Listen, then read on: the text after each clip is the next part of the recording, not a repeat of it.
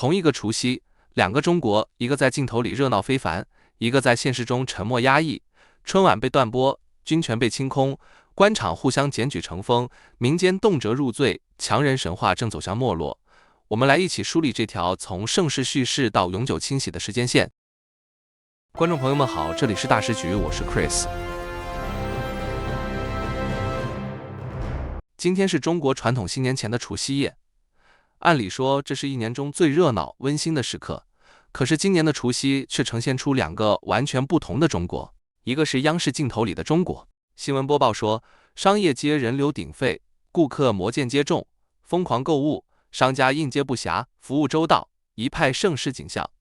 画面里灯火辉煌，人群拥挤，笑声满街，好像经济全面复苏，百姓幸福满满。可另一个中国是普通人走在北京街头看到的现实。有网友拍视频说，一线城市北京很多商铺门口贴满了租售广告，街道冷冷清清，地铁不挤了，车也不堵了。有人调侃说，北京就剩高端人口了，幸福拉满了。还有人讽刺调侃，既然空店这么多，不如直接改成老干部活动中心、党群活动站、社区警务室、党建图书室、综合执法站，反正这些才是现在最繁荣的产业。这种反差本身就是一种讽刺，一边是官方制造的盛世叙事，一边是民间看得见摸得着感受深刻的萧条。到底哪一个是真实的中国，老百姓心里其实都有数。更戏剧性的是河南2026年的地方春晚，整场节目居然没有一句歌颂党的口号，没有一句感恩领袖，没有提中共的英明领导，更没有提红太阳的名字，全场主题都在呈现中国传统文化。结果呢，春晚中途被强行切断，官方没有给出明确解释，但网上瞬间炸锅。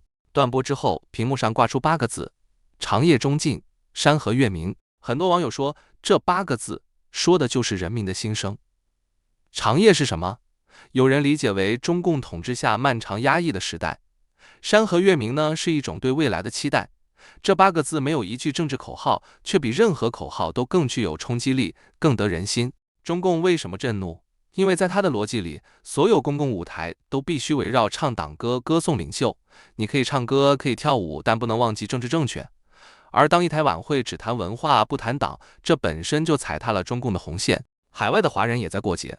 旅美中国民主党主席谢万军在 X 平台贴出一句话：除夕快乐。他把除夕的夕改成习近平的习。他还调侃说，这是犯罪的错别字。他故意把犯罪写成了吃饭的饭，喝醉的醉，讽刺荒诞现实。有人会说这只是玩笑，但在今天的中国，连玩笑都带着风险。能在海外公开这样写，本身就说明一个问题，很多情绪已经无法在墙内表达。说到除夕夜，就不得不提3个人。网友佐藤鹏提到，何卫东、张幼霞、马兴瑞，这3位正处于审查阶段的高官，今年恐怕注定不能与家人团聚。对中共高官来说，真正可怕的不是进秦城监狱，进了秦城，副国级待遇依旧，吃穿不差，只是不自由。真正难熬的是留置阶段的调查，那是纪委的地盘。为了让人交代问题，软硬手段都来，表现好是鸡腿饭，表现差是咸菜窝头。现在张幼霞这3个人都还在这个阶段，所以今年的年夜饭是鸡腿饭还是咸菜窝头，要看表现。今天的中国，很多人已经感觉到却还没说透的现实。中共已经进入一种永久清洗的模式。习近平抓捕了手握军权的张幼霞，在外界看来，这本应是一场胜利。军权到手，对手倒下，按理说是大局已定，但事情并没有朝他预想的方向发展，他没有赢得人心，反而失去了人心。为什么？因为这次抓捕在官场内部看来是非法偷袭，是没有正常程序、没有经委内部审议的突然动手，在中共体制内是破坏规矩的行为。官场最怕的不是斗争，而是没规矩。于是出现了一种诡异现象，没有人公开反对，但也没有人高调拥护，呈现的是全体沉默。这种沉默实际就是一种软抵制。中共20大选出的中央军委7人，如今3年多内斗下来，只剩下习近平和经济委书记张生明，这不是稳固，而是清空。年前，习近平不敢离京，也没敢去基层部队慰问，只是在北京81大楼的大厅里，隔着屏幕强调官兵完全可靠，值得信任。纽约时报分析得很尖锐，这种高调安抚与背后剧烈的军权整肃形成强烈对比。张幼霞曾世袭的心腹，在一次新年谈话中还提到延安精神，3周后就被调查，这个时间点非常耐人寻味。习近平频繁提延安，其实是在学毛泽东的延安整风，那是一场残酷整肃，目标只有一个，达到绝对权力。今天的军队整肃就是翻版。台湾中央研究院学者蔡文轩说得更直接，这种互相检举的模式让体制内同僚之间无法建立信任，整个系统必须不断寻找敌人，透过清洗维持恐惧，目的是打造一台只听一个人命令的战斗机器。问题是，当恐惧成为常态，谁还敢真心效忠？最近的落马案例已经让整个官场寒气逼人。浙江前书记易炼红、内蒙古前书记王丽霞等人，不仅本人被处理，还牵连父母、配偶、兄弟姐妹、朋友、秘书，有如满门抄斩，株连亲友。过去你高喊2个维护、2个确立，毫无用处，想着留得青山在，不可能。内蒙古前官员杜文爆料说，纪委有 AI 系统，全流程覆盖线索梳理、策略制定、笔录管理、进度跟踪，像屠宰场流水线。他形容的非常血腥，你开刀我绑人，绞肉机一转，不管猪牛羊，前肩后腿全部进机器，最后都成肉馅。对纪委来说，包包子捏饺子都方便。这话听着夸张，但案例一个比一个刺骨。鄂尔多斯电影局长张建强被指200万行贿，原本是借条，纪委逼商人改口，张不认，结果女儿被威胁戴铁帽子脚镣游街，他瞬间崩溃。兴门土地局长陈建强关30天不招，80岁老母被双规，播放加录音，他疯了一样撞门，我交代，别打我吗？易炼红这种老油条也扛不住，老婆孙子被抓3天全招，这哪里是反腐，这是软肋攻击。杜文说得很直白，这套模式不只针对高官，老百姓也难逃 AI 锁定软肋，亲情绑架，无所不用其极，社会陷入观望，今天是他，明天会不会是我？曾因批评长津湖被判刑7个月的罗昌平也发帖说，他的老家湖南涟源即有2名官员落马，一是当了21年正厅级的政治明星吴奇修，二是当过2省省委书记的易炼红，再加上那个死得离奇的湖南财政厅长刘文杰，构成了一道奇观。依附他们的商人也被陆续打倒，抄掉不少家产，如今早已不是反腐，而是政治角斗，基本就是按地区按派系清理，即使退休也难保善终。这就是中共的永久清洗，从军方到地方，从县直到退休，从官员到商人，无人幸免。问题来了，当整个体制建立在恐惧和互相检举上，这个系统还能长久运转吗？当每个人都在担心下一个是不是自己，还有谁会为这个体制卖命？2026年才刚开始，清洗已成新常态，这不仅是高官的悲剧，更是整个体制的景象。一个靠恐惧维持的政权，看似强大，实则脆弱。官场生态如此，老百姓的处境只会更糟。独立时评人蔡慎坤在过年前讲了2件事，一南一北，听完真的让人后背发凉。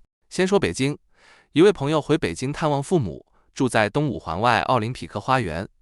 小区里几位70多岁的老邻居，平时热心公益，看不惯物业只收钱不管理，就联络业主去街道办讨个说法，希望换物业。注意，只是希望换物业，没有游行，没有喊口号。结果呢，人被带走问询，放回来之后，老邻居说自己想死的心都有了。那根本不是问询，而是剥光衣服审犯人，受尽羞辱。这发生在哪？北京。外面呢？夜里火树银花，节日气氛浓厚，一片所谓盛世景象。可在这种光鲜背后，是一个70多岁老人被当犯人羞辱的悲愤。你说这样的社会还有安全感吗？再看南方，昆明，一家混改的头部企业，本来红红火火，老板愿意和政府合作，想把企业做强做大，从银行贷款300亿用于项目发展，结果政府直接转走200亿去发工资，企业项目被迫停工，总经理实名举报，从中央到地方没人理，反而在春节前被抓，罪名是挪用公款2000万。听明白了？300亿贷款，政府挪走200亿，举报的人反被抓，这就是中共的逻辑。你不能讲道理，你讲道理就是鸡蛋碰石头。民营企业家以为混改是机会，结果成了宰割的对象。这不是个案，是模式。还有更荒唐的，蔡慎坤认识的一位数学老师，只是在微信上转发了一条别人转发的信息，没有写文章，没有组织活动，只是转发，被北京警方抓去问话，因为态度不好，被关了整整10个月。10个月，在一个所谓法治社会里，一条转发换来10个月自由的代价。这些事情放在一起看，你会发现一个规律：不管你是高官、企业家、老师，还是70岁的老邻居，只要触碰到权力的边界，代价都是失去尊严和自由。因为这个体制的核心不是法治，而是控制。曾因耿直廉洁、妨碍领导集体贪污而遭司法迫害的网民刘副局长，一语中的，非常刺耳，但也非常真实。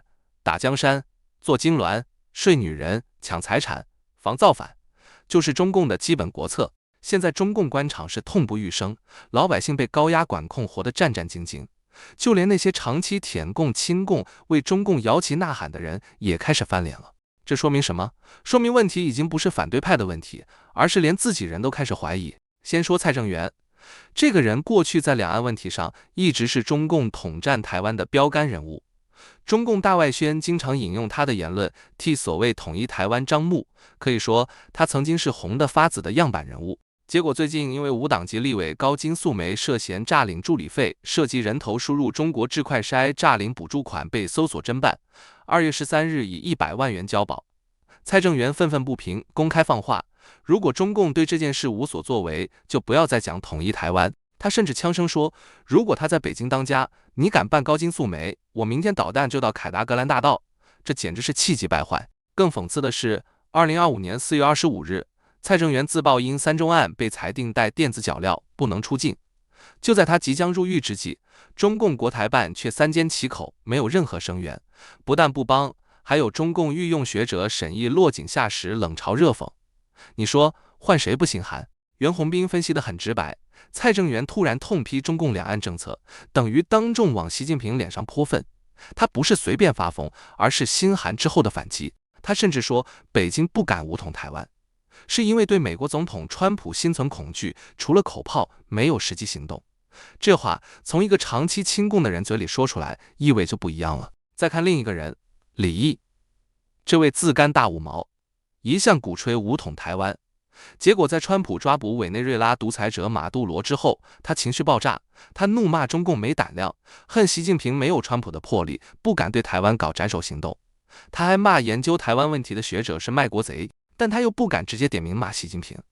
于是在一段视频里，他情绪崩溃，当众扇自己一巴掌，骂自己不是人。很多人看了笑，但其实这是一种指桑骂槐。那一巴掌其实是打在习近平的脸上。在中共特务统治密如蛛网的今天，这种言行不可能不上报，可习近平却在装聋作哑。为什么？因为他不敢动。一旦追究李毅，反而会让粉红和官员群体开始怀疑他这个所谓强人其实很心虚。袁宏斌还透露，北京官场私下流传很多话，有人引用任志强那句话，剥光衣服也要当皇帝的小丑，说习近平已经撕掉最后一片遮羞布，露出色厉内荏的本色。有人说他只敢刀刃向内，对自己人狠，对外却只会喊口号。台海还没开打，他先把金钟上将斩得七零八落，这是在帮川普削弱中共军队战力吗？还有人说他喊统一台湾，只是为了在21大正式登记铺路。当舔共的翻脸，大五毛崩溃，官场的耳语四起。这说明什么？说明强人神话正在崩塌。习近平这10几年走的是斯大林式大清洗之路，官场变绞肉机，百姓民不聊生。现在连统战对象粉红五毛都开始反目，他们震惊地发现，那个曾被吹成强人的形象，只是个巨大的笑话。当遮羞布被扯下，剩下的是什么？不是威严，而是恐惧；不是魄力，而是虚张声势；不是强大，而是对失去权力的极端焦虑。逆流外患之下，中共体制还能撑多久？这里是大时局，感谢你的陪伴与思考，请订阅、分享并打开小铃铛，一起在动荡中坚守真相，在黑暗中点燃希望。